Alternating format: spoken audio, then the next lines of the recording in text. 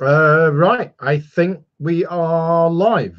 The button has gone live. For those people watching, I've gone live 8 minutes early. It's the first time I've been early for anything in my life. So yes, let's just switch to the chat so I don't have to look at myself and see if anybody can see me. So anybody who's on the chat group, please let me know if this is if this is going out.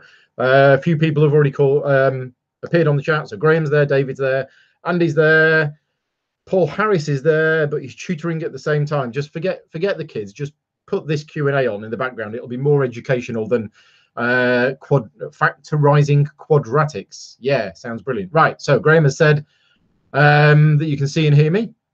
Now, I've had a whole ton of questions in, which is really good. I've had loads in on the BGG Guild and on the UK Board Game Trading and Chat Facebook group. Probably too many for the hour that I wanted this to be.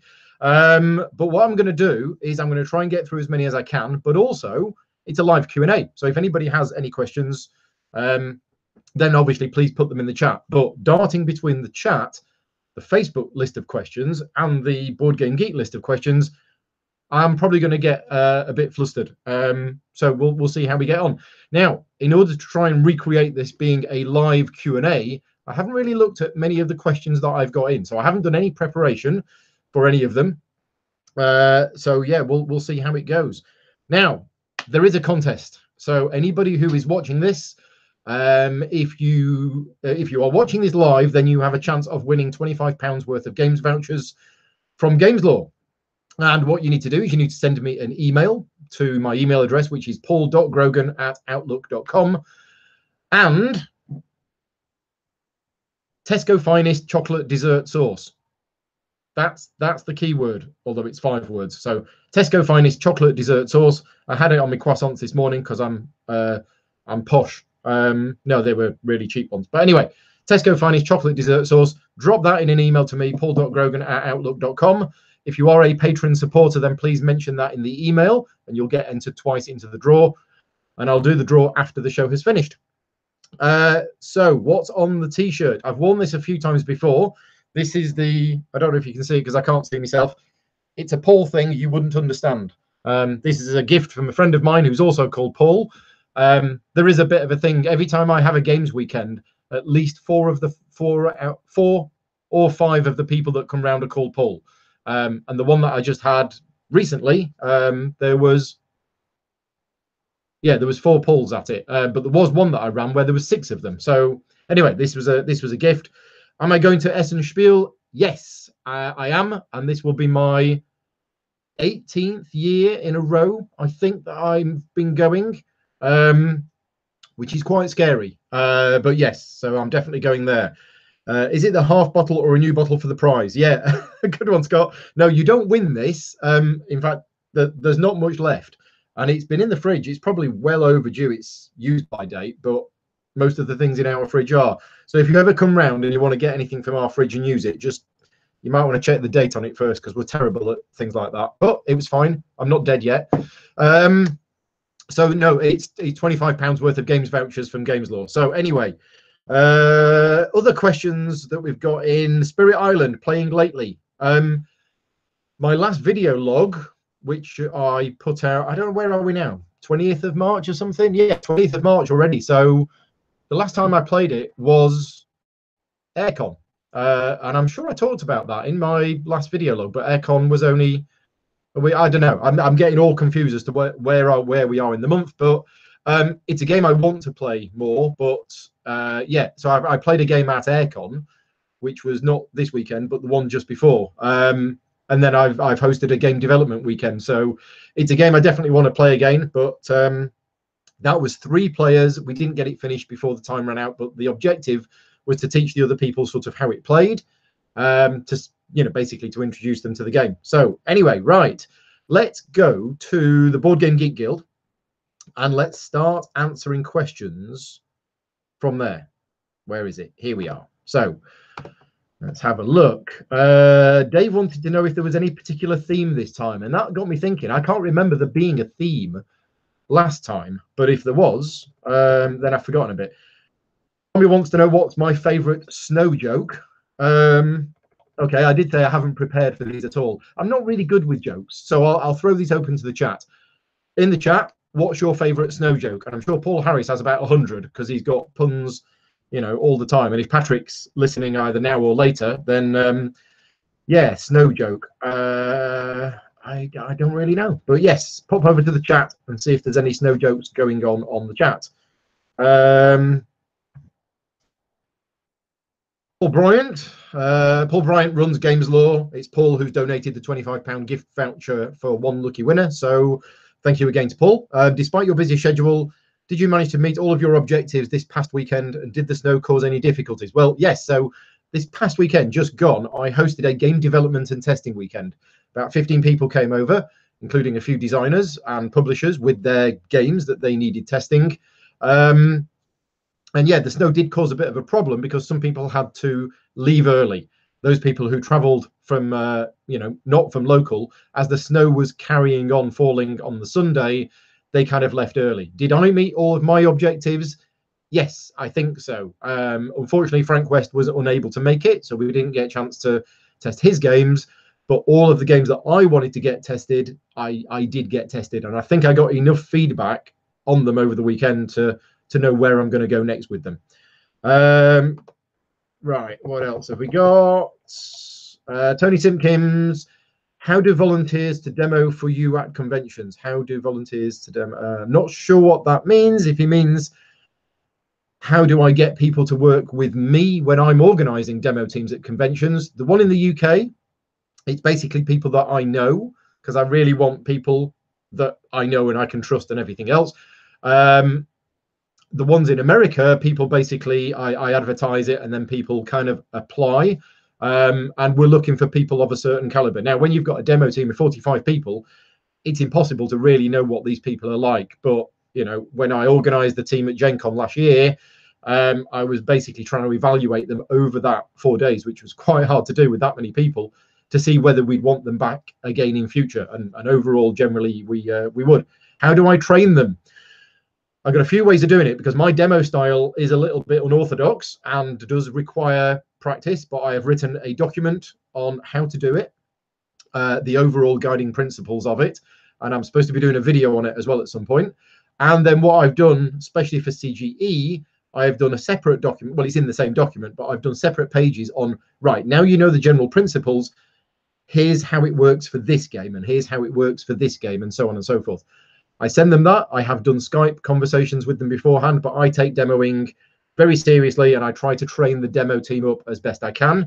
I didn't do it well enough at UK Games Expo last year, and a couple of people fed back to me afterwards that the demos they got were not of the style that they were expecting, and that was completely on me for not spending as much time as I should have done in training the demo team, not on how to play the game, but how to run the demo. So yeah, I take it quite seriously. Is your process similar to most other vendors? No, because my style for demoing at conventions is, as I say, it's fairly unorthodox. I don't know anybody else really who is using it. Well, 2 years ago, nobody else was using it. Now, a few people have caught on and are starting to use it. Some of them have developed it on their own, but the more and more people that start using it, the better. Not because I get any commission or anything, but I go to these events as well and I get demos of games, and I don't want to listen to 40 minutes of rules explanation when all I want is a demo of the game, for example. So yeah, I would say that my process for demoing is not similar to most other vendors. Right, I'm going to pop back to the chat and just see what I've been missing. Right, what have we got here? Oh, hello, Jamie. You're working from home. Good. I work from home all the time, but you probably get, I don't know, working from home is a different thing, because when I used to have a job and I used to work from home, it was kind of, well, I'd put my feet up and maybe not work as hard as I would if I was in the office kind of thing. You know, you fall into that trap. Now, if I decide to work from home and think, oh, I'll just have a 45-minute break and play some Hearthstone, which I don't do, that's 45 minutes of work that I've lost, which I don't get paid for. So, yes. So anyway, yes, I'll see you at Origins, Spirit Island or Sidereal Confluence. Yes, either or both. I am trying to be free in the evenings. Right, we got somebody on from Portugal. Probably going to mispronounce your name. Sidadi. Don't know, but hello. Thank you very much for tuning in. Do you advise you to go to Essen? It's far and expensive. I first went to Essen. It was either 1999 or the year 2000. I can't remember which because it was a long time ago. I came back from Essen and the experience was so amazing that I said to myself, I'm going to Essen every year until I die. I was that blown away and overwhelmed by it. Now, the last 4 or 5 years, Essen for me is now a working trip. I no longer go there as a punter to look around. I did that for 12 or 13 years. And obviously since then, I have also been to places like the UK Games Expo that's now huge, whereas 11 years ago, it was a few hundred people in a hotel. And I've also been to Gen Con and Origins and things like that. So I'm not saying Essen isn't as good, but I have now been to many other events as well. Essen is still the mecca for me. It's just incredible. It's an experience. Obviously, you're going there and you're spending 3 or 4 days wandering around exhibitors halls with the 800 or 900 new games that are getting released. It's not the same as it was 10 years ago, where some of those games would not get released or even take 6 to 9 months to come out into the market. You can generally get most of the popular Essen games not long after Essen. So the need to go is probably less. Nobody needs to go to any of these events, but as an experience, I think it's absolutely fantastic and can't recommend it enough. Right. Yeah, a few other people have said hello. Adam's on. Hello, Adam. You're off work during one of my live feeds. How was aircon? Am I sleep deprived? Yes, but I slept better at aircon than I do at most other conventions. It was just afterwards when I got the cold that knocked me out for a bit. Susie, hello. Welcome to the show. You've not missed much. But what you do miss, this will be going out on YouTube afterwards, so you can tune in and watch that bit. For anybody who missed the start, I am holding a bottle of Tesco Finest Chocolate Desert Sauce. The reason I'm holding this is the secret passphrase to be entered into the contest. So if you send me an email during this show to paul.grogan@outlook.com, if you are watching this back on YouTube, 3 days from now, I'm sorry, but you've missed your opportunity. You have to be watching the show live and send me an email to paul.grogan@outlook.com and say Tesco Finest Chocolate Desert Sauce, and I'll enter you into the contest. If you are a patron backer and supporter, then please mention that in the email and I'll basically enter you twice into the contest. Favorite book in your bookcase behind you? Most of them are Vicky's books. I've kind of stopped reading about 4 or 5 years ago now, since getting an iPad. I now go to bed with rule books or graphic novels or things like that. So the last time I read a book,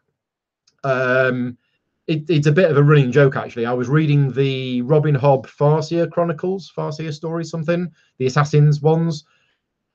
I'm 2/3 of the way through book 3 in the trilogy, and then I stopped, and I haven't finished it. And I really do need to go back to it. And then 4 years later, I still haven't gone back to it. Favorite book in there? Oh, I don't know. I like a few. I mean, the Asimov's original Foundation trilogy, I think, is absolutely fantastic. I do like David Gemmell as a writer. I really like the Jim Butcher books, the Dresden Files. So yeah, I've got a few, but I'm not a big reader these days. Right, Andy, yes. Susie missed the password quick. Yes, so I've just given the password out for that. How do I go about making and pasting up for your demo copies? Right, it's interesting this, because one of the prototypes that I received this weekend, the publisher, the designer, had gone to a lot of effort to make this prototype, and he'd gone to too much effort. So what he'd done is he'd printed off the cards. It's a card game, it's got cards in it, and he'd obviously printed them off on a printer and cut them out. And then he'd cut out backs to the cards as well. And then he'd got a thin sheet of card and he'd spray glued both of the bits of paper to both sides of the sheet. And he'd done that for every single card. And I had to go back to him and say, don't go to this much effort. This is a prototype. Seriously, don't go to this much effort. Just print out the cards on a piece of paper and preferably in a 3x3 grid. Cut them out, buy a load of sleeves and put the piece of paper in the sleeve. I used to use like old magic cards in the sleeve and then slide the piece of paper in top. And then I got sent a prototype a few years ago which didn't have magic cards in the back. It just had a piece of paper in the sleeve. And I was like, oh, and it works. You can shuffle them, you can deal them, it's fine. I still prefer having the magic card behind because it gives it a bit more, resilience. But yeah, make your prototype as cheap as possible and just print them out on a bit of paper, cut it out, slide them in a card sleeve, job done. Certainly for cards. For cardboard components, it's a bit trickier. I print things out on A4 laser labels, stick them out onto card, and then sit there watching telly and cut them out with scissors. Chris is here. Hello, Chris. Right, so Zidari, if you are going to Essen, please come and say hello. I work at the CGE booth in the mornings. I have the afternoons off now because otherwise I miss the entire show. So if you do go this year, go and find me. I'll be working at the Czech Games Edition booth. I will be busy demoing, but please interrupt me. Just wait for a moment where I'm not talking, tap me on the shoulder and say, hi, Paul, etc., etc. A lot of people come and see me, and because I'm in the middle of demoing, they don't say hello. And I really want them to. And don't worry about upsetting the people I'm demoing to. Just pop by, say hello, I'll wave, I'll shake your hand, and we're done. And I really do appreciate that. So Tommy said, yes, the Robin Hobb trilogy turned into 3. Vicky's got them all. But as I say, I was 2/3 of the way through the last book of the first trilogy. It's unlikely I'm going to get to the rest just because I have very little time for reading anymore. Right. Why do I hate Ameritrash games? I don't. They're just not my style. The main reason is, and Tom summed this up, Tom Heath from Slicker Drips, he summed this up. He was like, you make all these decisions, you have a think, you're going to do this, you're going to do that, and then you roll dice to see whether it happens or not, and it doesn't.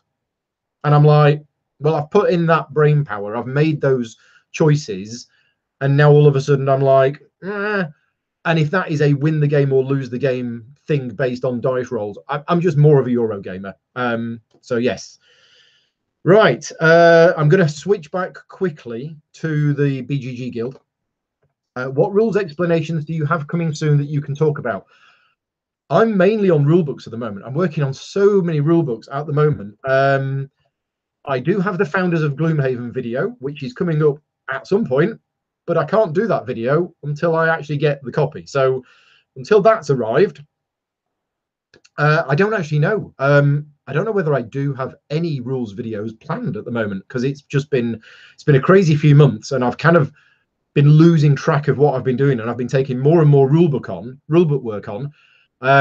When I get back from the Czech Republic, because I'm off to the Czech Republic tomorrow morning at 5 o'clock, when I get back next week, I'm going to sit down and I'm going to look at my calendar for the next few months, or I might do it on the plane while I'm flying there tomorrow. But yeah, Founders of Gloomhaven, that's next. Taste of Minstrel Games asked me in November to do one for Crusader Kings, which is a game that was on Kickstarter and funded, and they want me to do the rules video for it before backers get their copy. But then all of a sudden they asked me to do the Gentis video, and I was like, oh, do you still want me to do the Crusader Kings one? And they said yes. So I've not heard anything more from them about that, but they're the two that I've got planned, I think, coming up soon. Right, Christina. Hello, Christina. You talked in your last Q&A about your house rules for Tzolk'in and Quarriors. Have you got any other Groganizations you'd like to tell us about? Yes, lots. The Groganized word, which has a definition on Urban Dictionary now, was because of Nusfjord, my house rule for Nusfjord, that coined the phrase Groganized. But I've actually got many games which I've tweaked. And again, house rules, if you don't like them, don't use them. But my opinion on house rules is if you can implement a house rule that makes the people who you play your games with enjoy them more, then use them. Power Grid, I play with the top card of the deck face up at all times. And the reason for that is I played loads of Power Grid when it came out. And I had, I think, 3 games in a row where it was on the very, very last turn. And there was the most critical thing, the most critical bid that was about to take place. And it was between me and another player. And I made a bid. And then the next card got revealed and it was a 7 and he won the game. And if I knew the next card was a 7, that would have affected the choice that I had of bidding. And I want information. I want to make decisions based on information. And in that game, and as I say, it was 3 games in a row where the turn of that last card decided who won the game or not. Very, very simple fix. Just play with the top of the deck face up, so you all see what the card coming into the market is next. Anyway, yeah, lots of little things like that, lots of little tweaks to my game. Ice cream, what would be your fantasy dessert island, pun intended, ice cream sundae? I was asked when I did an interview of my favorite flavor of ice cream, and it's tricky. So what would be in your fantasy dessert island ice cream sundae? Well, I like lots of different flavors, so probably lots. It would have some hard crunchy bits, either chocolate sort of brownies or something like that, macadamia nuts or pecans or some kind of nuts in. There would be definitely salted caramel in there. Yeah, there'd be all of that sort of stuff. It wouldn't just be a plain ice cream, and it'd probably have loads of sprinkles on top and everything like that.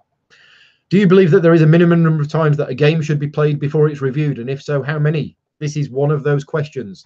I'm going to switch over to the chat just to see what people say. Everybody has their own opinions on this, and for me, having done a review of Cavern Tavern, and if you want to see my review, it's on my YouTube channel. I played that game once and I did a review of it. Was that right for me to do so? In my opinion, yes, because I stated at the start of the video, I have played this game once. Some people say they don't watch first impressions videos because they're completely pointless. I don't believe that my video for Cavern Tavern was completely pointless. I believe that although I'd only played the game once, the information that I gave in that video was useful information to some people. Therefore, it wasn't completely pointless. If you're doing a proper review, like the people do over at No Pun Included, hello, Efka and Elaine, I can see that you're in the chat. They're doing a proper review rather than just my quick and dirty review. So if you're doing a proper one, then yes, you should play it a number of times. You should play it at different player counts. If the game has different modes of play, you should play the different modes of play. So yeah, you should do that. As for how many, that's completely up to you. Well, it's not completely up to you, but it depends on the game. So yeah, as I say, depends on the context of it. And as long as every reviewer sort of says, oh yeah, we've played this game a number of times at all player counts, or that should come clear from their review. You know, if a reviewer is saying, oh, this game didn't really work for us at 2-player, but at 4-player it really shined, but 3-player had a problem with the area. You know, you can tell from the review that they've played it multiple times. Right, let's just go back to the chat. So Efka wants to know, or Elaine, it's either or both, what is the best game ever? Mage Knight. Obviously, that has been proven. Scientific studies, University of Columpton says that Mage Knight is the best game ever. BGG is completely wrong, as we all know. Right, what else have we got on the chat? When is the expansion for Keeper coming out? I think, I don't know actually, because we play tested 2 of Richard's games this last weekend. Keyflow, which is effectively Keyflower the card game. And what was interesting is on the box that Richard had, it had Keyflower with the letters E and R crossed out. So that's ready. The game is finished. We blind play tested the rule book. We had about 4 comments. Richard's going away and fixing them, and that game is done. And then that can go off to the printers. So I'm pretty sure that's going to be 2018. The Keeper expansion, I don't know. That's up to Richard. I don't know when that's going to be. I don't really want to talk too much about the mechanics because the game's in development. So I don't want to say, oh, the game contains this, this, and this, when that might actually turn out to be incorrect information. So I can say that it contained fish, crabs, lobsters, and pearls. But whether they make it through to the final version or not, who knows? I think they will. So yeah, there was more of an emphasis on fishing. What are the founders' typos? There was one card where it said temporary influence, and there was a picture of a white gem, and it should have said fleeting influence and a picture of a white gem. It's quite minor, and it's absolutely clear what it is. So it's a typo which is not going to affect you playing the game, and it's not going to stop you playing the game. That's one of the ones I spotted. I know Isaac made reference to some typos. I don't know what the other ones might be. So yeah, certainly the one that I found was no problem, and It was only on my like third game that somebody spotted it, so it's definitely not a big problem at all. Right. Needs to be a compendium of my house rules. Maybe I do. Maybe I'll start another geek list. Although I have a geek list for all of my instructional videos that I've ever done. And I realized last week that it was 4 months out of date. It's just one of those things that slipped off my radar. And I went in, I actually took half an hour off this morning, half an hour off, to update my geek list, and went through and updated it with the last 4 months of rules videos that I've done. So if I do start another geek list of my house rules, it's a good idea. Maybe when I get a minute. And if I forget, drop me an email to remind me. Right, greetings from America from Eric. Hello, Eric. You're having some live stream and lunch. So I hope your lunch is nice. And I wonder if it contains any Tesco Finest chocolate dessert sauce. Yeah, let's hope it does. Right. Right, Paul's Le Havre house rule. Yeah, I'm still not sure about it. Again, it was one of those things that lots of people were talking about when the game came out. And I played a number of games where the obvious strategy was just to take loads of loans and then clear them at the end. And I'm not sure whether I liked that, but maybe I didn't play it enough. Right, Cavern Tavern once. Yeah, so David played it once as well, and you'd played it enough that you never wanted to play it again. And again, not saying the game's bad. It was bad for us as an experience. So, you know, there's no way that I'm going to start playing it multiple times when I didn't actually like it. Graham's saying that Mage Knight is rubbish, so let's just remove Graham as an admin and then block him from the chat. No, just kidding. Right, do I have a favorite area control and Civ game? Oh, good question. Well, I grew up playing Advanced Civ. I used to say that was one of my favorite games, but nobody has 12 to 15 hours to play that game. There's lots of Civ games. Through the Ages is a great Civ game for me, so it would probably have to be that one. Right, what else have we got? Overall view on expansions. For me, 95% of the time, maybe 96, I'm playing a game for the first time with at least some new people. It's very rare that I will play a game where everybody's played before. And I don't like to introduce expansions. So most of the expansions that I own don't ever get played.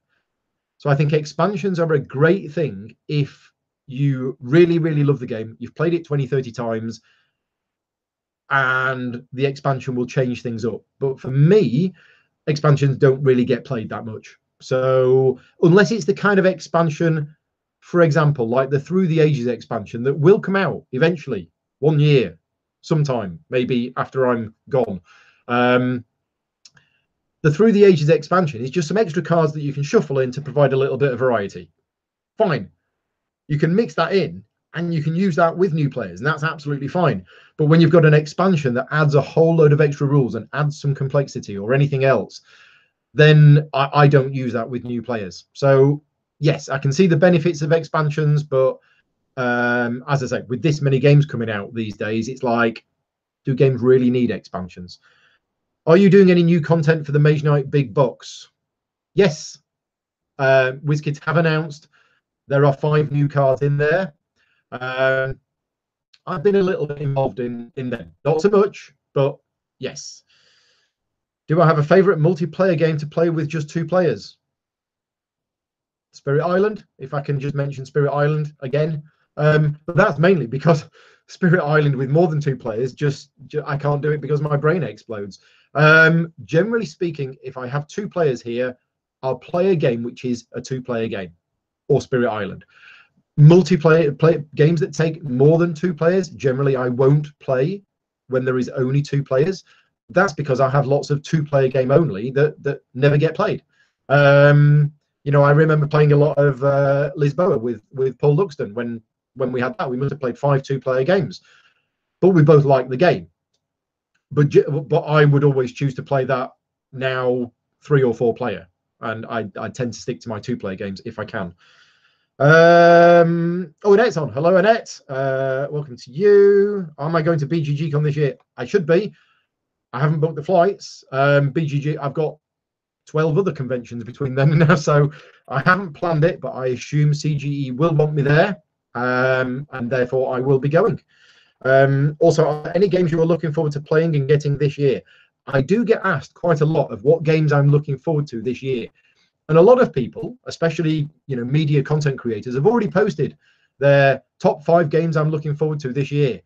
I haven't, for 2 reasons, and the first one is a lot of games come out in a year that are not announced, and I don't really want to fall into the trap of saying these are my top 5 games for this year, and people watching that video and thinking that there are no other games coming out. And I'm sure nobody would do that, but it feels wrong for me to sort of say these are the 5 games that I'm looking forward to that are coming out in 2018 when I don't have all of that information. Going back to what I'm saying about Power Grid, I don't have all of the information to make that decision, and I won't have all of that information until Essen. So I prefer to do the top 5 games that came out in that year, which I've played and I think are good.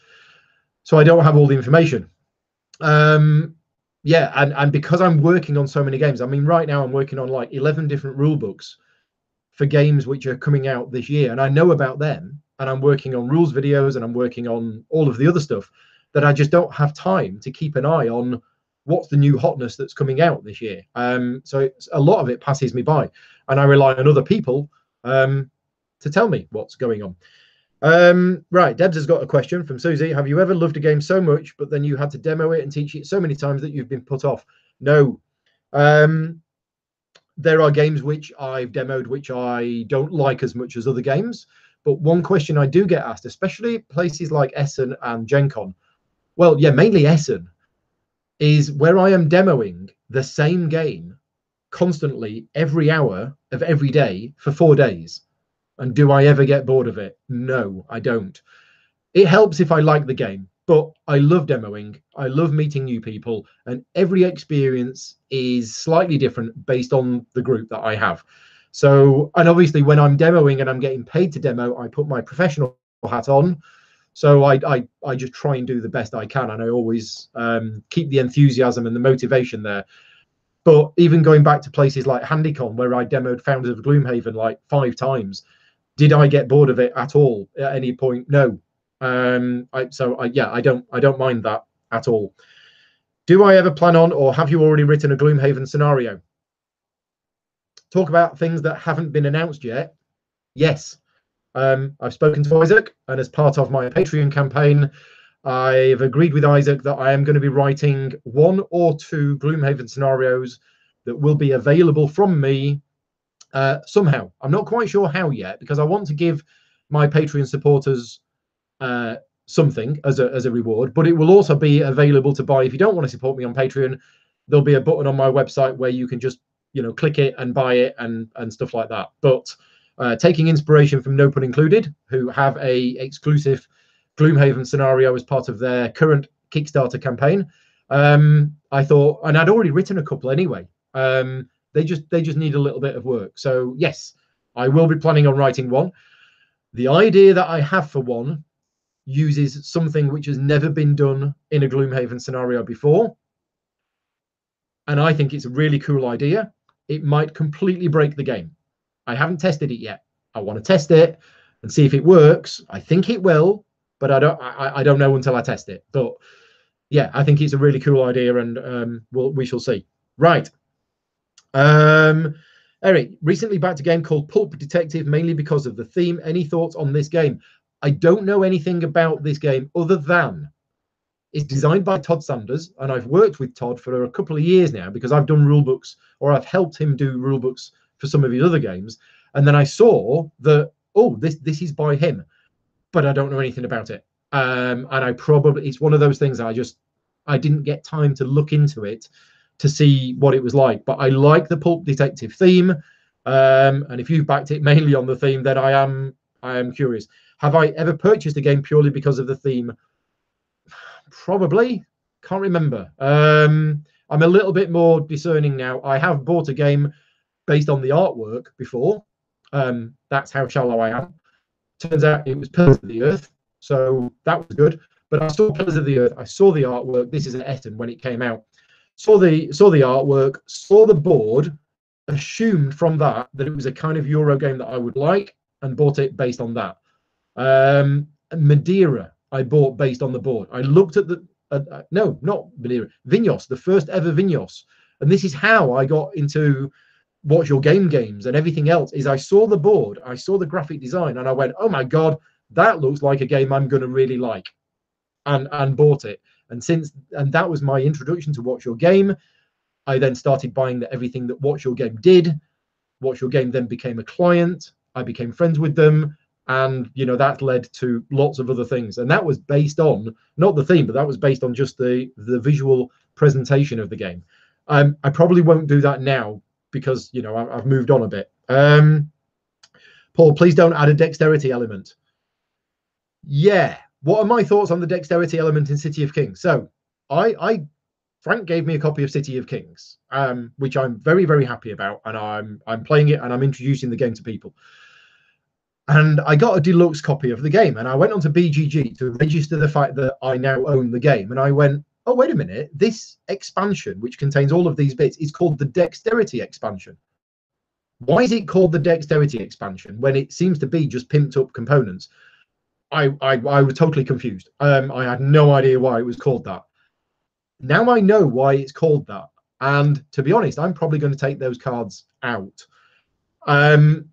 I don't feel in a game like that having a quest where you have to stack pieces with one hand behind your back, that for me might be a fun thing for a number of people, and that's fine. But I'm probably going to take those cards out.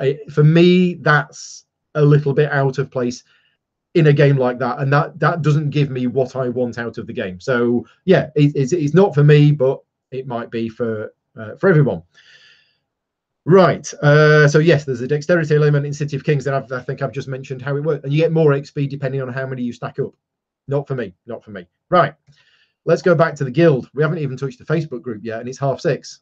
Wow. I'm going to be here for hours. Vicky's on her way home. She's going to be arriving soon, and then she's going to be cooking dinner, and then I need to pack to go to the Czech Republic. Let's have another shout out for the contest. Right. Tesco Finest chocolate dessert sauce. If you are watching this live now and you want to enter the contest, then please send me an email to paul.grogan@outlook.com and say Tesco Finest chocolate dessert sauce. After the show, I will pick somebody to win a £25 voucher from Games Law. If you are a Patreon supporter, then please mention that in the email, and I'll enter you twice into the contest. Right, Stuart, it's his birthday on Wednesday. That's tomorrow. So happy birthday for tomorrow, Stuart. We always have cake for breakfast on birthdays. Good. What sort of cake should Mrs. B be offering up on Wednesday morning? Well, it's your birthday and you're eating the cake, so it's up to you. Probably needs to be available in Tesco or maybe even Waitrose. It is your birthday. Or get a Tesco Finest. I don't know. It depends on what cake you like. If you're asking what cake I would like, then you're kind of inferring that I'm allowed to come around to your house and have a piece of your birthday cake. I do like chocolate cake. I do like Black Forest Gatto as well. Bit from the 80s. Cake at the gaming table, yes or no? As long as people wipe their hands afterwards, then they can eat whatever they want to eat. Favorite cake related or cake featuring board game? Oh, God. I'm going to be working on the rule book for one called Cake or Death later on this year, from Brett Gilbert and Matthew Dunstan, published by Luda Creations. I don't know anything about it at the moment, but I'll be working on the rulebook for that, and I don't know anything about that. So would you like a slice? Yes, please. If you can send it in the post to the Czech Republic, because it probably won't keep. Right. Dave Daffin, one on rulebook. When you're writing a rulebook from scratch, which I don't do that often, I normally get sent a rulebook, throw it in the bin and start again, but I do use bits of it. But this year, one publisher said, look, Paul, the last time we sent you a rulebook, you threw it in the bin and started again from scratch. So this time, we're not even going to bother. We'll just teach you how to play the game over Skype, and then you write the rulebook. And I was like, oh, okay. And I was a little nervous about it because I don't normally do that. But then I thought, well, surely I should be able to do this. And as it turns out, I was just a bit nervous because I hadn't normally done it. Preferred structure. So page one, either you've got the big picture on the front cover, either in a text box at the bottom of that or on the next page, a flavor introduction, thematic introduction about what your game is. No details about the game mechanics or the game itself, just a flavor introduction of like, it's the 15th century in Blackpool and the people are unhappy because there's no food. But what, you know, italic text, flavor introduction of what the game is. Then a game overview. Right, so switch from flavor to mechanics. This is a game for 2 to 4 players where you will be building factories and processing cloth, and you'll be doing this. There are many ways to get victory points, but the main way is by trading your resources to the people from Thornton Cleveleys who were starving to death, and the player with the most points will win the game. So a little bit about the game itself. Then contents, itemized contents list with images to tell me what those components look like. Then game setup, telling me how to set up the game with an image with numbers on it, telling me exactly what I put where. Then an overview of the game structure, so the game's divided into rounds or whatever. That's the start. If it doesn't have that and it starts going into too much detail too early, then I've got a problem. And a lot of rule books that I read dive into too much detail way too early before I even know how the structure works. So yes, right, let's just go back to the chat, see what I've been missing. Are you going to be muttering Tesco finest chocolate dessert store in your sleep? I think so. Email address for the contest is it's paul.grogan@outlook.com. Right, so let's go back to the BGG Guild. How many pages in the ideal game rulebook length? There's no, it depends on the game. If this is a silly party drinking game, 1 sheet of paper double-sided. If this is a Robinson Crusoe, 40 pages. If it's a Mage Knight, 40 pages. The game length depends on the game. It needs to be the right size. What I don't like is when publishers go, oh, let's try and get this into 12 pages when it should be 16. So, you know, because of costs or whatever. A rulebook needs to be the length that it needs to be. I've been asked to get involved with the Cousins War rulebook for the reprint. And the first thing I said to them, as I said, you need to add 4 pages to this rulebook, because it's drastically missing some examples. There are some parts of the rulebook which are so dense in text, and it's like, and they've crammed it all in, and there's not even any paragraph breaks. And I'm like, whoa, it needs paragraph breaks, it needs spacing out, and that bit needs an example. So I said to them, yeah, first thing, it needs to be 4 pages longer, and they've agreed to that, and they're going to add some more examples. So yeah, it really does depend. Right, a couple of questions. Was it third time lucky in City of Kings? Yes, played it Friday night, failed. Saturday night, failed. Sunday night, succeeded. And that's because the scenario we were playing in City of Kings was effectively a tutorial scenario. And the first time we played it, we did stuff because we had these options and we did stuff and we lost. And we were like, okay. We played it again the second time and we're like, right, don't make the mistakes we made in the first time, but we still made some mistakes. Third time, we knew what we needed to do to beat that scenario. I think, and I might be wrong, but if I play that scenario again now, I will probably beat it again because of those lessons that I was taught. Now, there's 2 ways of looking at that. There's one way that scenario was a tutorial. It's taught us those essential lessons that we need to know so we can start playing the full game, which is the stories and everything else. And the other way of looking at it is in a negative way, in that, well, we can't play that scenario again. There's no replayability in that scenario because we already know what we need to do to defeat it. Now, the map will come out slightly differently each time. The creatures will come out slightly differently because they'll have abilities. I kind of would like to go downstairs and play that scenario now 5 times with the knowledge I have and see if I beat it every time. I don't know. Until I do that experiment, which I won't have time to do, I don't know. And it's perhaps a little unfair to say that scenario has now no replayability for me, because I could increase the difficulty setting if I wanted to. And I already came up with an idea today of how I might increase the difficulty setting in a different way than what's suggested in the rulebook, which I spoke to Frank, the designer, about, and he said, no, don't do that. And I was like, oh, well, I want to do that. But anyway, yes. So it was third time lucky. I will still use that scenario when teaching other people how to play the game, because it does teach you some valuable lessons, but only when you've failed it and then realize what you needed to do to beat it. So is anyone other than Hamilton likely to win the F1 championship this year? You can't ask me that now. And the way that Formula One has gone over the last couple of years, you can't ask me that until, you know, last year's season was a roller coaster of a season. We were 4 or 5 races in, and I basically said to Vicky, that's it. Ferrari have won this. You know, Vettel's won this. Let's move on to next year. And then mid-season, it changed again, and then Vettel just exploded, and suddenly Mercedes got good. It was a great season because, you know, it wasn't definite, and who knows? Until we're a few races in, I have absolutely no idea where this season's going to go. But he is a strong contender, obviously. Right, what have we got next? Okay, so that's it for the guild. Let's go back to the chat quickly. What have we got here? Graham, there's a message there. If you are listening, then you you need to pop into the chat and get rid of some of the messages that's there. Thank you very much. Right, have I had another go at Sidereal Confluence? No, I haven't, but I want to.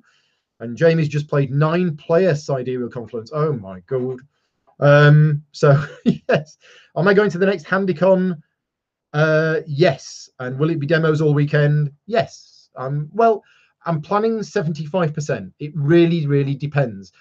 I'm going to be going to HandyCon. It'll be the week after Gen Con, so I will probably be ill, and I'll be shattered again, but that's nothing new. So I'm planning in to do about 75% of demos. But if the publishers who I work for don't have any games that they want to give me before that, then I will be working less. And I still want to go. And if it means more time to play games with friends, then so be it. So yes, I should be at the next HandyCon. In fact, I've got to be, because Paul's booked a room and I'm actually running a game design contest. So I definitely should be there. Right, let's go to the Facebook group now. It's 20 to 7. I was going to stop this at 7 o'clock, and there are so many questions on the Facebook group, which I have lost.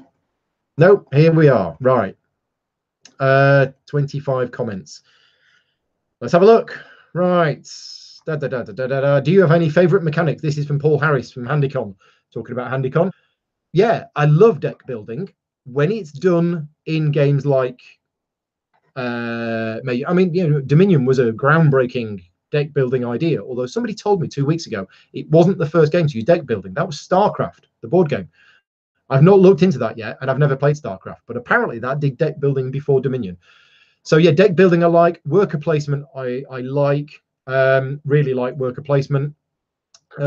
Resource gathering and resource conversion. If you've got a building that converts a wheat into a bread, I'm all over it. I just love resource conversion. So Le Havre, things like that, you know, just really like that. Things turning one thing into another, or combine this with this and turning it into that. Innovative mechanics you've seen and really been impressed by. Yeah, loads. I say deck building was innovative. That was really good. And where deck building has gone, when Martin Wallace did A Few Acres of Snow and fixed the problem that I have with most deck building games, which is the play all mechanic, which is basically just saying, are you lucky enough to get the cards that combo together at the right time or not? And that's what it is. And Martin Wallace's A Few Acres of Snow, despite it being a completely flawed game, had the way that, oh, I can put that in my reserve. I've got a card. I need that later. I'll put that in my reserve. And the way that Mage Knight handled deck building, which was you don't have to discard all of the cards at the end of your turn. You can keep the ones you want. So what you're doing is it's adding a whole layer of strategy to deck building. Same with Great Western Trail as well. You know, you don't just play all your cards and then draw new ones. So yeah, do like deck building. But as I say, there's other ones I like. Ones I hate, yeah, mechanics I hate, blind bidding, semi-co-op, push your luck, roll for resolution. Yeah, they're generally the ones that I dislike. What is your this is a question in from Chris Mike. What is your view on the balance of higher levels of commercialism as the hobby goes from strength to strength to the innovation that started the movement? Oh gosh, it's too late for this kind of question. Do you feel we're at a point where we are getting more of the same being churned out because of its commercial value over innovation? I don't know. That's a really clever question, and I'd need to be intelligent to understand that. I feel we're at a point where, certainly with Kickstarter, marketing, PR, fancy graphics, big minis, nice artwork is replacing the need to have a good game. And there are a number of games come out that look amazing, and are terrible games.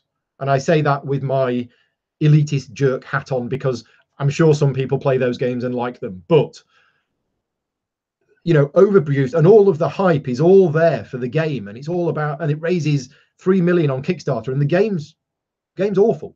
And that is a bit sad, but the market is there for that, and if people want to do that, then that's absolutely fine, and the companies that make them are making millions. So you know, from a financial success point of view, that's great. If you were to come up with a new innovative game mechanic and make, you know, like, let's say the next Dominion, the next deck building, the next new innovative mechanic that's going to be seized upon for the next 10 years and used by everybody, and you just publish it in the game, but there isn't amazing artwork or minis or everything else, it won't get as much attention as I feel it deserves. But that's because I'm a mechanics person, and I love new and innovative mechanics. I don't know if that answers the question or not, because I probably didn't fully understand it. But oh, Chris, you've got another one. With the growing strength of Asmodee, do you worry that one publisher has too much influence on the market? Yes, but once I've bought Asmodee, that problem will go away. Graham wants to know if I've encountered road card 13 in Gloomhaven. No, I haven't yet. What's my favorite BGG micro badge? Obviously the Gaming Rules one. Small World is a war game. Discuss. Oh dear, I've no idea. Is Small World a war game? If not, why not? I don't think Small World is a war game. We talked about war games on my latest podcast and what defines a war game. I have my own definition of what a war game is, which I can't say here because I've not actually written it down, but in my head I've got an idea of what a war game is. And Small World is not a war game, in my opinion. Is chess a Euro game? Yes. Low luck, low random element, no dice for resolution, but it does have player elimination. But that's okay. Rick and Victoria want to know, blinging games, when is it too much? Are upgrades always welcome? Any upgrades that make a game worse? Interesting question. Generally speaking, upgrades do not make a game worse. And I'm thinking something like Scythe. Playing Scythe with the pimped out components is a nicer game experience for me. It's the same game. You're moving resources from one place to another, but when those resources look really nice, I get more enjoyment out of playing the game. That's just how it is. So in general, blinging up a game just makes it look prettier, but doesn't change the game, but will change the experience of playing the game in a positive way. There is one game that I played, Dogs of War, and I didn't like the game at all, right? But putting that aside, the blinged up components for Dogs of War were problematic to the actual gameplay. I think instead of some tokens, it came with these big plastic flag figures or something, but you could only see from one side what was on the other side of the flag. So it was just, and the cards have a gold and glossy thing, which meant unless you held them at the right angle, you couldn't actually see the numbers on them. So that for me was a bit of a problem. But generally speaking, blinged up things are good. Print and play games, is this a good option for getting people interested in a game? Right. So it depends what you mean by getting people interested in a game. I don't think I would ever use a print and play game, for example, on a group of people who I was introducing to games. If I was introducing a group of people to games, so you've mentioned Azul. Let's say I did my own print and play version of Azul with little cardboard chits and brought it on a Wednesday night to play with people who were not necessarily big gamers. Or I would bring Azul. I wouldn't use a print and play version. Of course, I print and play all the time, especially with prototypes, to introduce people to, here's what the game is. It's coming out next year, or we need your help in testing it. But actually using print and play versions for real published games, no, I would always use the real version because, you know, you've got to give people a good impression about it. Let's just pop back to the chat. What have we got here? Innovative mechanic Yokohama. I don't know, what was innovative about Yokohama? I mean, I enjoy the game and it was good, but right now I can't think of anything about it that was innovative and new, unless I'm missing something. It was just kind of a few things rolled into one. Right, name the terrible Kickstarter games. Do I have to? Dark Souls. I mean, yeah, I really didn't like Dark Souls. Even the people at Polyhedron Collider who liked the game said it was flawed. And the problem that I had with Dark Souls is the video for their Kickstarter was them with a video camera at a computer game exhibition saying, we're doing Dark Souls, the board game. How cool is that? And they was like, oh yeah, it's going to be really cool. Or just shots of people at the convention, you know, rolling dice and moving things around. And it was just, there was no details about the game in there at all. It was just selling itself on the name and the hype and everything else. And we played the game and it was awful. I'm also thinking something like Ghostbusters, which Cryptozoic did, which was apparently a terrible game. I've not played it. I won't ever go anywhere near it based on what people have said. But it was selling itself on the franchise, and the game itself wasn't really that good. And right, so any comment on Devil Pig taking the next Heroes big box to Kickstarter? No miniatures, all cardboard, and an established company. If that's the Heroes of Normandy that you've spoken to me about a few times, then no, it's a game that I really do want to play, but you've told me the rulebook is so bad that it's unplayable. So if they want to take the next big box Kickstarter, that's up to them. You know, many established companies use Kickstarter. Jeff Engelstein once said that companies are fools not to use Kickstarter because they make such a massive, a bigger percentage of the profits for themselves. And people who back games on Kickstarter are all fools because you'll get it probably the same price or cheaper at retail. Now, that's not always the case. You know, I got my copy of Gloomhaven for $85 delivered. That's an insane price.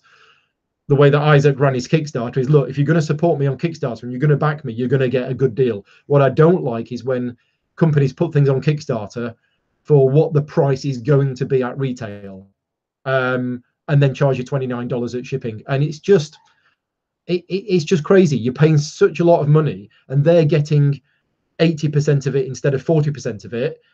They should knock the price down for Kickstarter to give people a good deal, because you're giving them their money, and 6 to 9 months later you'll get the game, or maybe a year later or 2 years later. The next big thing for me is getting up at 5 o'clock in the morning and going to the Czech Republic and spending a few days with Larger and people like that. I'm at the moment, I'm just thinking a few days ahead of where I am. Right, let's go back to the Facebook group and see what we've got. What do you think an average board game, say Pandemic, will cost in 2030? 2030, where are we now? 2018, so 12 years from now. I don't know how much it costs now. If Pandemic now is 40 quid, I don't know. You're asking me to work out interest rates and inflation over the next 12 years, and taking into account Brexit. I don't know. Is there one game out? This is a question from Brian. Congratulations again to Brian. Brian won the contest last time. Speaking of the contest, if you're just tuning in, Tesco Finest chocolate dessert sauce. Send that in an email to me. Don't send me the chocolate dessert sauce. Send me the words Tesco Finest chocolate dessert sauce in an email to me, paul.grogan@outlook.com. Send that to me before the end of the show. I'll enter you into the prize draw. If you're a patron backer, please mention it. And I'll enter you again in. And one lucky winner will win £25 worth of games vouchers from Games Law. Anyway, Brian won last month and put the money towards a copy of Lisboa. Great game. Is there one game out there that, should a second edition be announced, you would kill to get the rulebook rewrite gig for? If not kill, at least have slight palpitations out of anticipation. Bearing in mind Robinson Crusoe, which is not a game that I was a huge fan of beforehand. Oh, Vicky's arrived home. Hello. You're going to put dinner on? Okay, thank you all. Yeah, so dinner will be in half an hour. So yeah, I wasn't a massive fan of Robinson Crusoe initially. I felt that the luck element in the game was too high for me to be able to enjoy it as a hardcore Eurogamer. However, when I got offered the gig, two things happened. First of all, I played the game a lot more and I enjoyed it. And I realized that my gaming tastes had changed slightly, in that yeah, win or lose sometimes was down to the order in which things came out, but I enjoyed the storytelling. I enjoyed the thematic experience, and it really does capture that. The second thing is Robinson Crusoe had a massive reputation for having an awful rulebook. And I like fixing things that are broken. And I get a lot of enjoyment of fixing things that are broken. And Robinson Crusoe rulebook was so badly broken, I knew it was going to be a big challenge to fix. And I accepted that challenge, and I rose to that challenge, and I did it. So it would be easy for me to say First Martians right now, but I don't know. I don't. If I got offered, if Ignacy said we're going to do a First Martians second edition, because Ignacy has now accepted that the First Martians rulebook is terrible, whereas he spent the first 2 months, I think, blaming the players for reading it too quickly and not accepting that the rulebook was a problem. I think he now has. But I would want to do it properly. I would want to get the game. I would want to start playing the game, and I would want to play it multiple times, and I'd want to play through all of the scenarios to make sure that every question that came up in every game I played was answered in the rulebook. And that would be a massive amount of work. I'm not sure whether I would like to do that or not. I did it with Robinson Crusoe. I don't know whether I want to do it with First Martians. So I'm not sure. I'd have to think about that one. Right, with the current Cohen Hendricks, with the current overabundance of board games, it seems like publishers need to do a lot of marketing and hyping and visual appeal to make their releases successful. How does this affect the hobby in general? I was speaking about that earlier. How does it affect the hobby? Well, in one way, it's good for the hobby because it's making games look nice and attractive. It's getting people into the hobby because they're seeing, oh, there's a Dark Souls board game. I play computer games. I've never got a board game, but now all of a sudden I'm going to get a board game. And that might lead them on to playing other board games. Making things look nice, on Kickstarter with miniatures is going to attract more people to the hobby. If we take Stuffed Fables, for example, are people going to like playing Stuffed Fables because of the nice, cute miniatures? If that was little cardboard components and the artwork wasn't great, it wouldn't have the same enjoyment factor. So it's affecting the hobby in general because people are getting into it more because games are looking nicer. But what it is doing is, as I mentioned earlier on, it means more bad games are coming out. So it's good for the hobby in some respects, but it means that if you have an amazing looking game that's a bad game, then I don't, that's good for the hobby, but that's not good for the hobby from my point of view, because I want good games out there. I don't want bad games out there. Are we going to see even more IP tie-ins, so more intellectual property tie-ins? Yes, we are, because people realize it's a cash-in. You put Firefly on a box or Ghostbusters on a box, it's going to sell 10 times as many as it would have done, and it's going to tap into a market which was not there. You're going to get people who like that IP who are going to be getting the board game who have never played another board game in their life. So if you can slap an IP onto a game, it's going to sell a lot more. Right, back to the chat. Leanne's here. Hello, Leanne. You had connection issues. Well, hopefully they're sorted now. John Medney. Hello, John. You would say a majority of games tend to be cheaper. We're talking Kickstarter. But you need to have some kind of sense on what to back. Okay, so a majority of games are cheaper. Okay, a lot of the ones I've seen recently, when I look at them and I look at the price and I look at the shipping and I'm like, that's insane. It seems to be an insane price. I don't know. But yeah, if other people feel that the Kickstarter deal you're getting is a good deal, I'm just sick of hearing the stories of people getting games at retail that are the same price or cheaper than what they got it for on Kickstarter, and sometimes earlier. It's still happening, and the publishers that are doing it, some of them are still doing it, and it's frustrating. I don't know how they're getting away with it. Do some designers release too many games, quantity over quality? Pick some. Give me some examples. There was 1 year where Stefan Feld released 4 games. Now, he didn't design 4 games in that year. He's been designing, those 4 games were probably in development for 2 or 3 years. He's probably got loads on the go at one time. It just so happens that 4 of them came to fruition that year. I don't know. I don't know if some designers are putting out too many. I guess if you do put out too many, some will be generally weaker than others. But I couldn't think of any particular game designer who I think is putting out too many. Right, John, you should have harangued me more about First Martian's manual thing when you were moaning at Ignacy about the lack of early rulebook. Yes. So, yes, I remember. Handicon 1. We were talking about it then. So, is Twilight Imperium 4 a Euro? Smiley face with tongue sticking out. No. It's one of the most Ameritrash games. Obviously, it has Euro elements in there. And I'm talking Twilight Imperium 3 here because I've not played 4. But dice for resolution, player conflict, all of that stuff, that is definitely on your Ameritrash side of the scale. Right, what have we got back in the Facebook group? Chris Taylor says, in a recent episode, you mentioned that you are used to heavily be into Magic the Gathering, but then felt that you had to step away from it. Do you still get a CCG itch? Yes and no. I had the CCG itch until about probably about 2 or 3 years ago. I still have a soft spot for that whole thing. And I think the idea of players having a pool of cards and building up their own deck and then going to a tournament with that deck and playing against other people, that's fascinating. I think that's just absolutely incredible.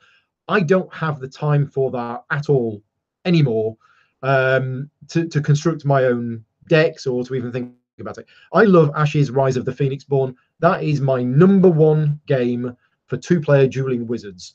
I have played that game loads and loads of times. I have never once constructed my own deck. I've just played with the decks that come with it, and I just enjoy that. So yeah, I think my CCG itch has gone. I don't like the CCG model.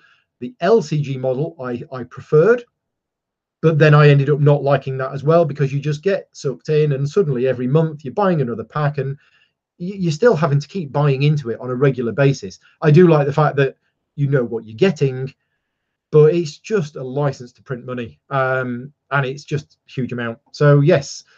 What else have we got? More puns from Paul Harris on the Facebook group. Thank you very much. Paul Smith wants to know, how the hell do you get your non-gamer wife to like the hobby so that you have someone to play with at home? Use the games which are coming out, which are more suited. You know, Vicky, my long-suffering girlfriend, who's downstairs cooking dinner for me now, I now feel so sorry for what she had to go through when we first started getting together. So 13 years ago, when we started together, when I was saying, oh, will you play this game with me? Will you play this game with me? And she was like, no, I don't want to play this game with you. And eventually I forced her, with, you know, duct tape and drugs to play games with me. And I look back at the games that I forced her to play back then, and I'm like, why did I do this? And it's because I didn't have any other real games. I was into these type of games. But now, in the last 4 or 5 years, with the hobby becoming what it is, the introduction of game cafes, people like Will Wheaton and his tabletop show that are making gaming more for the general public. We have so many more games coming out that are absolutely totally suitable for non-gamers, which if we had that 10 years ago, I didn't know about it and I wasn't doing it. So I mentioned Stuffed Fables. We have Azul, we have Dragon Castle, we have things like that. Don't drop them into the hardcore gaming. Get what these gateway games, these ones that are nice, they're pretty to look at. Some of them are very easy on the rules, you know, like less than 5 minutes to explain how to play, take about half an hour to play. Use those games. Fog of Love, I've not played it, but I've heard really good things about it. Get those games. But one bit of advice that I've learned the hard way over the years, don't treat them as gateway games to then start getting them to play a 3-hour heavy Euro. Find their comfort zone, and if they only ever want to play Azul with you, play Azul. Don't then say, oh, right, now you're playing that, let's get out through the ages. It's like, no, you know, realize where the limit is. So hopefully that's answered the question. John Sullivan wants to know what game you think best promotes equality of the sexes for characters that they portray in the game. John's got 3 girls in the family and prefers to promote this as much as possible. Now, there's two ways of doing it. You have Pandemic, which has a mix of female characters to male characters, and that's great, and that's fine. That's one way of doing it. And then you have the Robinson Crusoe way of doing it, where every single character sheet is two-sided with male on one side and female on the other. That, for me, is my preferred way of doing it, is having two-sided characters. The worker tokens in Crisis are two-sided, men on one side, women on the other side. The genders should be equally represented. However you do that in your game, that should be done. Some publishers are still not doing it, and they get called out all the time on Twitter, and some of them are learning from it and some of them aren't learning from it. If you get a game and all of the characters are male and the publisher goes, oh yeah, sorry, we didn't think about it. Right, well, just, you know, call them out on it, make them learn. I don't want that to happen I don't want it to happen now, but in 5 years time, if we still have some publishers publishing games where all the characters are male, then it's a problem. So yes, call them out on it. Right, Bez. So it's 3 minutes past 7. I was going to finish at 7. Vicky's cooking dinner. When it's finished, I do have to go downstairs because then I've got to pack. Quick shout out for the contest. If you're just tuning in and you want to enter the contest, drop me an email, paul.grogan@outlook.com. Tesco finest chocolate dessert sauce is the phrase. Send me that on an email. If you are a patron supporter, mention that as well, and you might win a £25 gift voucher from Games Law. Right, back to the chat. I'm starting to get hot and flustered. This is that point where the adrenaline levels have risen and I'm now burning up. Space Ninja Monkey 1, if I had to cosplay any character from any game you have ever played, who would it be and why? Oh, that's a great question. A great question that I've no idea what the answer to is. Cosplay. I don't really do cosplay. If I had to play any character from any game you've ever, I don't know. But no, it would not be the squirrel costume. I don't really go in for silly squirrel costumes, except in videos to try and get some views, which didn't work. It would probably be something cool. But yeah, I don't know. Really don't know. Sorry, not be able to answer that question. Have I tried Fog of Love? Not yet. Leanne says that your non-gaming partner likes Splendor, Ticket to Ride, Subterra, co-ops, and Abstract. Yes, co-ops. Sorry, I forgot to mention. Vicky will play co-ops. Competitive games, not so much. So try co-ops where you're working together with them to accomplish a goal. So forget what I said about Azul, unless there's a co-op mode. Pick something that has a co-op mode in it. Chris Bromley wants to know, how did your better half get on with Consulting Detective when you were torturing her? Vicky loves Consulting Detective. She's really desperate to play more. And we've played all of the ones that are out at the moment. So yeah, Consulting Detective, definitely got a thumbs up from that. We worked together on it, and we like puzzle games and we like working things out. So yeah, she absolutely loved that. And Graham said that you've not tried Duet with your missus. Well, you should. That's great. Duet is my preferred way to play the game. Adam, don't let them play the Conan game. Yeah, talking about publishers that don't treat women fairly. And I know Shut Up and Sit Down had a lot to say about the Conan game, and I know other people have as well. And I'm sorry, but I know Conan's a weird one, because if you start portraying female characters in the way that they should be portrayed, that is going against the source material of Conan. So you're going to upset a lot of people because that's not what it was. But maybe we shouldn't be making Conan games. If it's, I don't know. I don't really want to go there. But yes, it's Role Player has two-sided boards for male and female. Excellent. That's good. Tom's here. Hello, Tom. We've been talking about you. We've mentioned you a couple of times on the show. So who is your favourite Sooty character? Tom posted a picture of Sue from Sooty and Sweep earlier on today, and I'm like, I remember that from when I was like 9 years old. I'm surprised that Tom knew about it because he's a little bit younger than me. So yeah, my favourite Sooty character, I'd have to think back, because there was Sooty, there was Sweep, there was Sue. I can't remember. They're all the ones I remember. Kalis King cosplay. Oh yeah, I'd definitely be the king stood in front of the castle. Right, what have we got else on the chat? Michael Bennett, non-gaming partner, won't play co-ops. Interesting. If she can't win, then why should she play? Fine. So, I mean, I was suggesting that for some people, but you've obviously found somebody who doesn't like playing co-ops, who wants to play games in order to win. And that's where I was with co-ops 5 or 6 years ago now. I didn't think co-ops were even games. I thought, what's the point of playing a co-op? I literally had no interest in playing them whatsoever. I've done a complete 180-degree U-turn because I now see what the point of them is. It's a different playing experience, but I now respect them and I do like them. Can USA people enter your contest? Yes. So anybody can enter the contest, and you will win £25 worth of game vouchers from GamesLaw, and GamesLaw will ship internationally. I don't know what the cost of shipping internationally would be, but what I will say to you is, if you are attending Origins, Gen Con, or BGG Con and you win something, buy it from GamesLaw, get them to deliver it to me, and I will mule it across with me, and I will bring it with me, and I will give you the game in person so that you don't have to pay for shipping.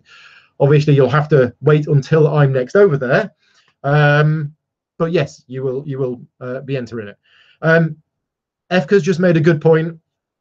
And when I was talking about Conan and the source material, my brain was thinking H.P. Lovecraft, because if you look into who H.P. Lovecraft was, he wasn't a very nice person whatsoever. He was a misogynist, he was a racist, and everything else. And we have so many games now based on the Cthulhu mythos.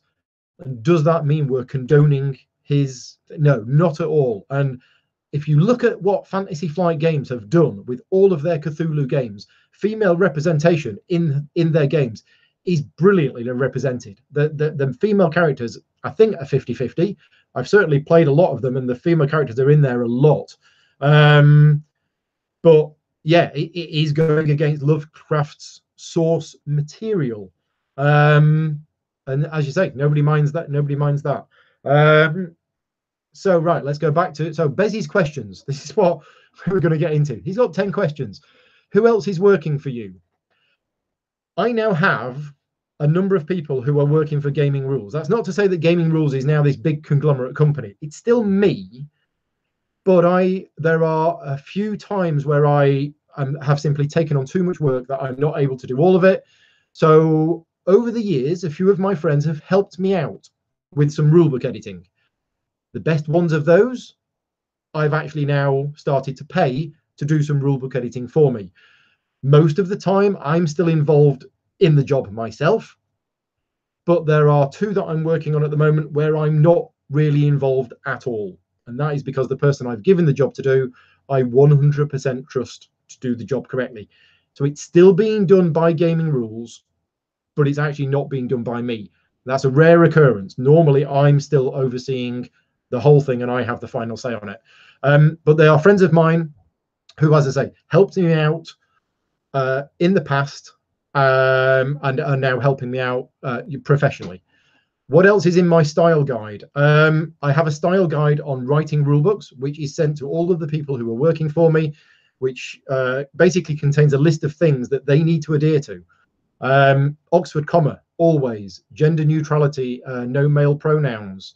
There's all sorts of things in the style guide. I'm not going to go into too many details because I haven't got time here, but there is a Gaming Rules style guide for rulebooks. What is your favorite way to be solicited for work? When I'm standing on street corners and people come up to me and offer me, that's generally the best. The strangest request you've ever had, I assume professionally. I don't know. I do get some odd ones, but I'm not sure what the strangest one is. The lightest game I've ever worked on, I did a children's game. Ludi Creations did a game called Mive, which was a children's game, but actually it had a little bit of meat to it in terms of the way that the cards worked, and you gave cards to the other players, but then you had to remember who had what, and that was quite clever. But that was a kid's game. But I did work on some very silly party drinking game for a Russian company. The game's not even on BGG, but it was printed in Russia. They did an English language version of it, and it was a silly drinking game, and I did the rulebook for that. So that was probably the lightest one, and possibly the strangest one as well. What gives your life meaning and pleasure? Oh, sorry. What is your opinion on regarding cats and dogs? I'm a cat person. I love cats. I'm not really a dog fan. I have nothing against dogs. I'm just not a dog person. I just love cats. What gives your life meaning and pleasure? Well, that's quite a deep question for question number 7. But helping people, making things better, fixing problems, and just trying to be the best person that if I do a good deed, I feel good about it. So I just want to try and do good things, and I just want to try and help as many people as I can. It's why I like teaching people how to play games. It's why I like creating rules videos, because I'm giving people information which helps them make a decision. I'm not doing it to get rich. I'm not doing it to get famous. Obviously, I get paid to do it, and that's paying for the food on the table. But I love imparting knowledge on people, and I love helping people wherever I can. And that's what gives my life meaning. What one thing would you like to do more of? I'd like to do more rules videos, but they take 30 to 40 hours to create each, and I don't have time. Do you ever worry about the number of Pauls out there? No, there should be more of them. What is your favorite anthropomorphized vegetable? I don't even know what that word means. Thank you for all the questions, and please keep sending them in. Is Spirit Island a Euro? Yes. Where do you start when writing a rule book? I've mentioned this earlier on, so this is from Tony Booth, Leiden. Watch what I said earlier on. But that was about the structure of the rule. Where do I start? Well, I learn how to play the game, and I want to learn how to play the game in the order in which I think the rule book should be written. So first of all, I want the thematic overview. Then I want to know the basics of what the game is. Then I want to know the structure of the components. Then I want to know the structure of the round sequence. I want to know that first, because that's how I will be doing the things. Right, I think I've gone through all of the questions on Facebook. Wow. And we're only a quarter of an hour over. Gosh. Right. Frank's in. Hello, Frank. Frank, unfortunately, wasn't able to make it to the game development weekend as he got food poisoning. So you're just getting back on your feet. Good. And I hope today's playtest went well. Why would anybody play a co-op game? Yes, why would anybody do that? Nicholas Stanton, different stats and abilities on female characters or an image swap. Image swap. Never, ever different stats and abilities on female characters. Just because, why? You could say, oh, well, this character's got 4 strength and 3 intelligence, but the female version's got 2 strength and 6 intelligence, because the females are this character is physically not as strong, but he's more intelligent. No, just make them the same. It's just much. You're not going to upset anybody if you make them the same. So just do that. Chris Bromley, when asked what gives your life meaning and pleasure, best to mention the life partner. Yeah, probably should have done. Vicky downstairs making me dinner. I've heard the timer go, so she's probably going to be coming up any minute now, and telling me that dinner is ready. Lorraine, your dogs thinks they are cats, and your cats think they are dogs. Okay. So do your dogs climb onto your lap and sleep on you, and the cats want to go out for walks? Then that's strange. Andy's got to go. See you, Andy. Hope you enjoyed the show. What is Vicky cooking for dinner? Right now, we're having a Tesco finest meal because I haven't had any time today to cook. Vicky's getting home late. We've got to pack tonight, and Vicky's working so hard at the moment. She's absolutely exhausted. We don't have the mental brain power to even think about what to cook for dinner at the moment. So last night we had something out the freezer that she'd cooked a couple of weeks ago, and tonight is one of the Tesco finest meal deals. Yeah, so that's what we're having tonight. What is the most difficult rule book you've worked on so far? Oh, I've worked on so many, and so many of them have been difficult. I've lost track of how many I've worked on this year, but 3 or 4 of them this year have been throw them in the bin and start again, because they made absolutely no sense. And I wasn't even able to work out anything about the game at all from reading the rule book. So they were difficult. They meant having to learn the game to the nth degree and asking the designer of the game questions constantly every hour of every day for 3 days to get the answers before, for every section I was writing. I'm not, so they're difficult, they're time consuming, and they're hard work, but that's my job. That's what I do. What makes it hard is when, the designer doesn't know the answer to the question, or they haven't thought of it, and then they say, well, what do you think? And I end up designing half the game in the process. When teaching games with tricky end game scoring like Coloretto, I've never played Coloretto, is it helpful to explain the end game scoring up front? Should a rulebook match this order? Interesting. There was one game that I did a rulebook for, and how you win the game was the very last bit of the rulebook. And I went, no, you can't have that. You need to have how you win the game at the start of the rulebook, because in this game, the winner was the one with the most money. I said, that needs to be at the start. It needs to be in the game overview, how you win the game. You can't read a rulebook without knowing how you win the game, or at least you need to put it into context. But if we take a game with a score pad like Great Western Trail, when I teach Great Western Trail, I get the score pad out and I say, look, here's all of the different ways that you're going to score points. And I also show them previous score pads from previous games. And I go, look, in this game, this guy got 75 points for building buildings, and in this game, this guy got no points from building buildings, but he won, just to show them the different ways of scoring points.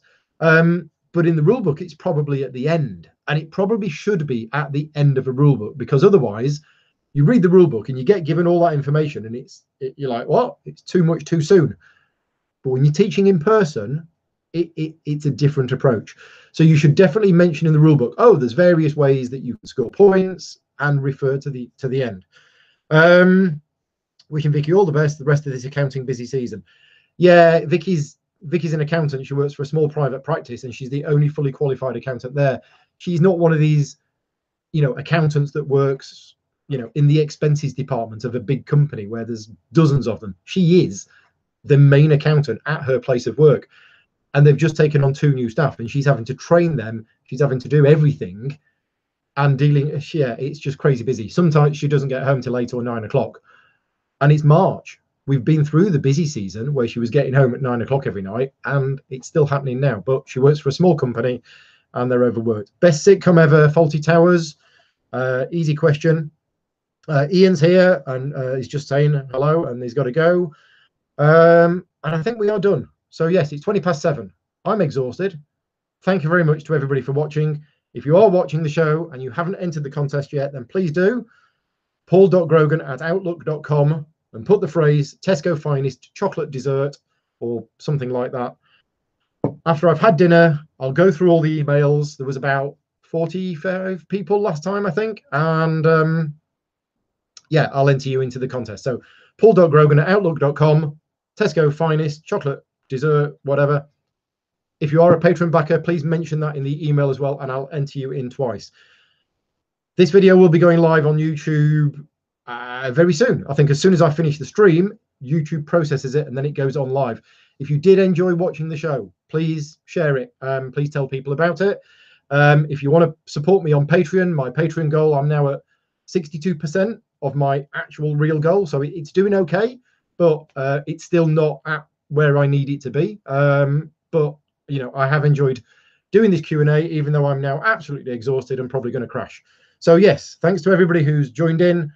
Lots of people here on the chat. Thank you to Graham for administering the chat and getting rid of the spam messages when they arrived. I'll talk to you all next time. Thank you very much. And let's find how to stop the stream, which is probably over here and over here. So yes, I'll see you all next time.